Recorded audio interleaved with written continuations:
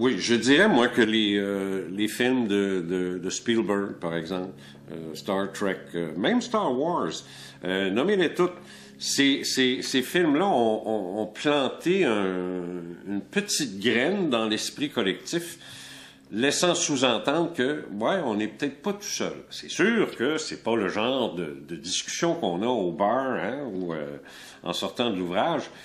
C'est pas conscient. Mais inconsciemment, on se dit, et c'est peut-être pour ça que le vent tourne, on se dit, ouais, on est peut-être pas tout seul.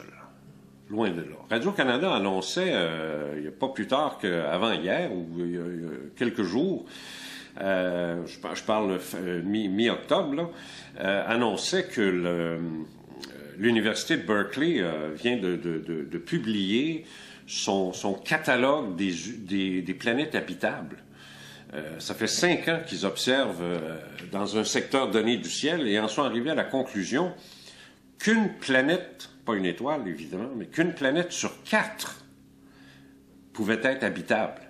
C'est quand même considérable, c'est énorme si on considère qu'il y a 150-200 milliards d'étoiles, sans parler des planètes autour. Je veux dire, c'est hallucinant.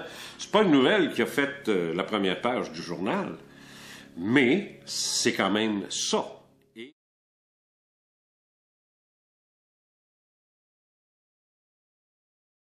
Hubert Reeves a changé son discours.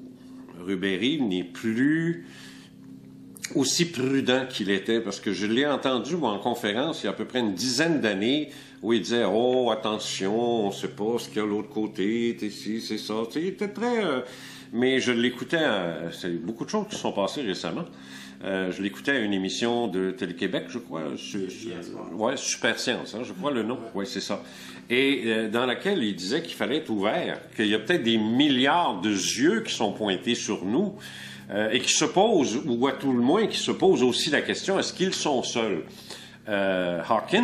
Stephen Hawking, a fait une déclaration similaire.